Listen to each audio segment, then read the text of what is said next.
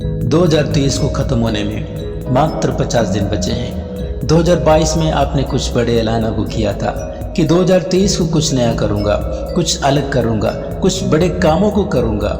क्या वो सब प्रॉमिस आपने पूरा किया? नहीं किया तो आपको चैलेंज देता हूँ, उसको पूरा करने की हिम्मत आप में होनी चाहिए। तो चलिए एक मास्टर प्लान हम बनाते हैं। नंबर 1, उसमें ना दोस्त होगा ना ही कोई रिश्तेदार होगा, सिर्फ आपको अपने काम पर प्रार्थना के साथ फोकस करना पड़ेगा। मतलब आपको अपने जीवन में एकाग्रता बनाए रखना पड़ेगा। कोई आपको थप्पड़ भी मार दे, थप्पड़ खा लेना। जिसने भी आपको थप्पड़ मारा है उसका एक ही मकसद हो सकता है, आपको अपने लक्ष्य से नीचे गिरा देना, आपको अपने लक्ष्य से भटका देना। लक्ष्य थोड़ा मुश्किल और लंबा जरूर हो सकता है। अपनी फोकस, एकाग्रता कभी भी मत खोना। नंबर 2, एक प्रार्थना बुक को तैयार कर लेना।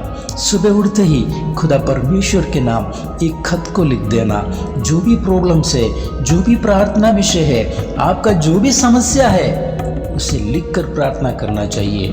उस खत पर उस दिन का तारीख को लिख देना, फिर आप उस खत पर अपना सिग्नेचर कर देना। अगली सुबह उठोगे तो दोबारा आप उस खत को खोलकर प्रार्थना करना चाहिए, फिर आप सिग्नेचर कर देना, फिर तारीख लिख देना। ऐसा आप लगातार करते रहना चाहिए। प्रभु यीशु मसीह उस खत का जवाब को देने में सामर्थ्य को रखता है। अब तक आपने जो भी प्रार्थना किया है, कि आपको वो प्रार्थना याद है? याद होगा तो ठीक है, याद नहीं होगा तो अब तक जो भी प्रार्थना आपने किया है वो सब प्रार्थना हवा में उड़ने वाला प्रार्थना किया होगा। क्यों?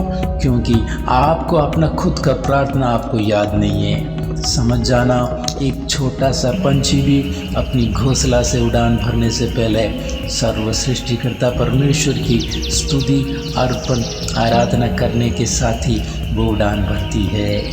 यदि प्रार्थना में एकाग्रता नहीं है, काम में मेहनत करने में एकाग्रता नहीं है, तो आप यहाँ तक सोचने लग जाते हो 2 रोटी तो बिना पढ़ाई के भी कमाया जा सकता है, बिना मेहनत के भी कमाया जा सकता है। सच बताऊं, एकाग्रता अगर अपने जीवन में नहीं है तो अपना जीवन नरक बन सकता है। समय आदमी को कहाँ से कहाँ पहुँचा देता है, उठा भी सकता है तो पल भर में पटक भी सकता है।